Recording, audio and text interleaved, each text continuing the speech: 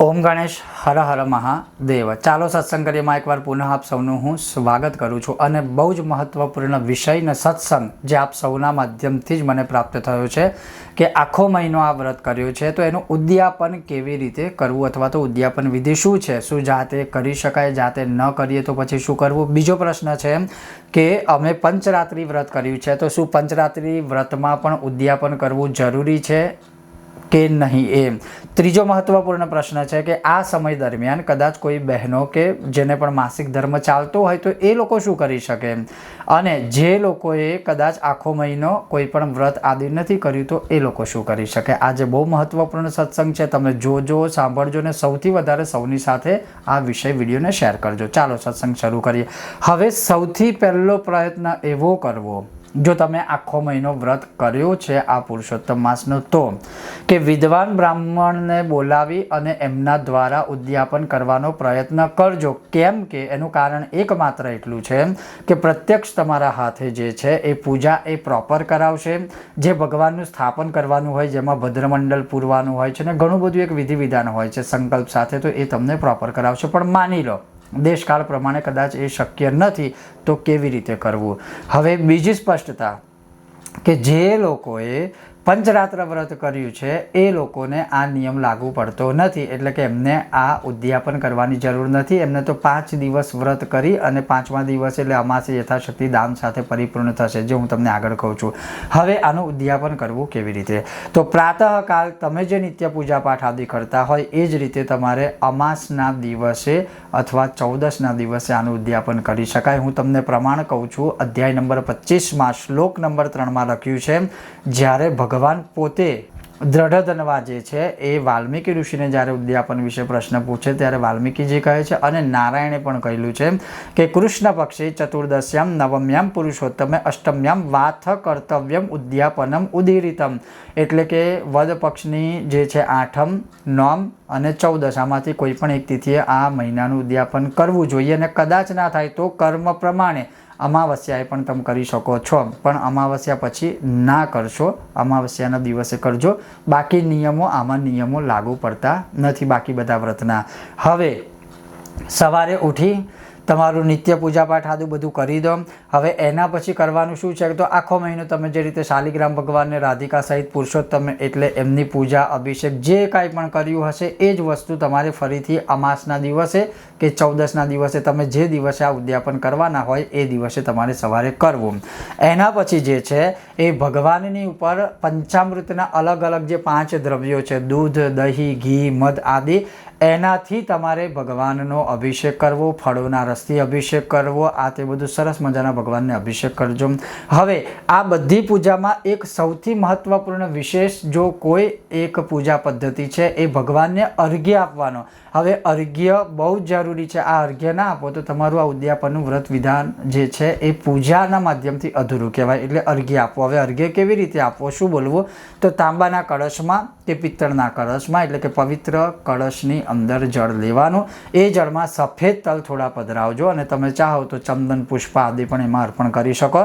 અને તમારી પાસે શાલિગ્રામ ભગવાન હોય તો શાલિગ્રામ ભગવાન ઉપર, અથવા આખો મહિનો તમે જે રાધિકા સહિત પુરુષોત્તમ ભગવાનની પૂજા કરી હોય એ ભગવાનની ઉપર તમારે અર્ઘ્ય આપવાનું, એટલે એ જળ ચડાવવાનું। અને એ વખતે શું બોલવાનું છે, આમ તો સંસ્કૃતમાં મંત્ર છે પણ હું તમને ગુજરાતીમાં કહી દઉં જેથી તમે જાતે પણ આ બોલી શકો છો।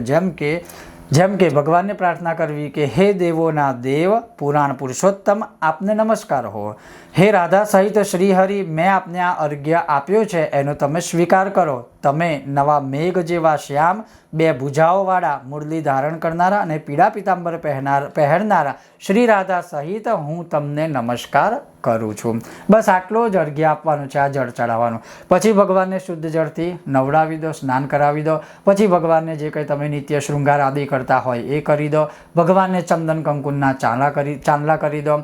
પછી ભગવાનને પુષ્પ અર્પણ કરો, પુષ્પની માળા પહેરાવો, તુલસી પત્ર આદિ અર્પણ કરો। પછી ભગવાન આગળ ધૂપ, દીપ અને નૈવેદ્ય એટલે પ્રસાદ, આમાં ટોકરી શબ્દ વાપર્યો એટલે ઋતુ પ્રમાણેના ફળની ટોકરી ભેગી કરીને ભગવાન આગળ મૂકવાની, પછી છેલ્લે તમે પ્રસાદ સ્વરૂપે એ તમે ખાઈ શકો છો। હવે આ બધું થઈ ગયું। આટલું થઈ ગયા પછી ભગવાનની સામે વાસુદેવાય સ્વાહા, આ એક જ મંત્ર વાસુદેવાય સ્વાહા 108 વાર ખાલી સફેદ તલ અને ઘીથી તમારે આહુતિ આપીને આ હવન કરવો. એ હવન થઈ જાય એના પછી ભગવાનની આરતી છે, આ તે બધું કરી લેવું. આરતી કર્યા પછી ભગવાન પાસે ક્ષમા યાચના કરવાની કે આ પૂજાની અંદર મારાથી કોઈ પણ પ્રકારની ભૂલચૂક થઈ ગઈ હોય તો મને ક્ષમા કરજો. એટલે પછી આ પૂજા અહીં પરિપૂર્ણ થઈ. પછી ભગવાનને પ્રાર્થના કરવાની કે હે ભગવાન, આખો મહિનો જે કંઈ મેં આ વ્રત જપ તપ અનુષ્ઠાન આદિ કર્યું છે એનો તમે સ્વીકાર કરજો અને તમે આ જે કંઈ પણ વ્રતના માધ્યમથી મેં તમને અર્પણ કર્યું છે એનો પણ તમે સ્વીકાર કરજો. એટલે ઉદ્યાપન અને આખો મહિનો બંનેની પ્રાર્થના આવી ગઈ. હવે એ થઈ જાય પછી જો તમે બ્રાહ્મણોને બોલાવેલા છે, એટલે બ્રાહ્મણ દેવતાને તમારા આચાર્ય કે ગોર બાપાને બોલાવ્યા હોય ઘરે પૂજા માટે, તો અને ના બોલાવ્યા હોય તમે આ એમના ઘરે જઈ કે કોઈ બ્રાહ્મણને આ ક્રિયા કરવા માગતા હોય તો શું કે જ્યારે ભગવાનની પૂજા થઈ એટલે શ્રીમદ ભાગવત મહાપુરાણ જે છે સરસ એક પુસ્તક કે ગ્રંથમાં એમને એ કરી અને એમને દાન આપવાનું અને કહેવાનું કે આ હું તમને આપું છું, તમે એનો સ્વીકાર કરો, કારણ કે સાક્ષાત ભગવાન શ્રી કૃષ્ણનું સ્વરૂપ છે, સાક્ષાત ભગવાન છે, એનો તમે પાઠ અવશ્ય કરજો. બસ આટલી પ્રાર્થના કરજો. છે તો ઘણું બધું પણ ઓલરેડી વિડીયો બનાવ્યો છે એટલે હું ડિટેલમાં નથી જતો. તો આ બીજા નંબરનું દાન છે કે કાંસાના પાત્રમાં સંપુટ બનાવી, આમ સંપુટ બનાવવાના, 2 પાત્ર, થાળી હોય તો થાળી અને વાટકી હોય તો વાટકી, અને એની વચ્ચે જે છે માલપુઆ મૂકવાના 30 અને એનું એ બ્રાહ્મણ દેવતાને દાન કરો. માની લો કે તમે આ માલપુડાનું જે છે દાન નથી કરી શકતા, સશક્ત નથી, તો તમે કાચું સીધું જે છે એમને બ્રાહ્મણ દેવતાને દાન કરજો અને યથાશક્તિ જે કંઈ દેશકાળ પ્રમાણે દક્ષિણા તમે નક્કી કરી હોય એમને દક્ષિણા આપવી અને એમને વિદાય આપવી. થઈ ગયું આ. પછી પાછા ભગવાન આગળ આવીને ભગવાનને 2 હાથે ખાલી પ્રાર્થના કરીને કહેવાનું કે મારાથી આખા મહિના દરમિયાન દાનમાં, દક્ષિણામાં, ભગવાન તમારી પૂજામાં, ભગવાન તમારી સેવામાં, વ્રત કે ઉપવાસમાં મારાથી કોઈ પણ ભૂલચૂક થઈ ગઈ હોય તો તમે માફ કરજો અને મારા આખા મહિનાનું આ જે વ્રત છે એનો સ્વીકાર કરી તમે એનું મને ફળ આપજો. બસ આ રીતે તમે ઉદ્યાપન કરી શકો છો. પુનઃ કહીશ કે વિદ્વાન બ્રાહ્મણના માધ્યમથી ઉદ્યાપન જો કરાવશો તો ખૂબ સારું રહેશે. નહીં તો સરળ અને સહજ પદ્ધતિથી દેશકાળ પ્રમાણે તમે પણ આ રીતે આનું ઉદ્યાપન કરી શકો છો. ઓમ ગણેશ, હર હર મહાદેવ, જય સિયારામ, શ્રી પુરુષોત્તમ ભગવાન કી જય.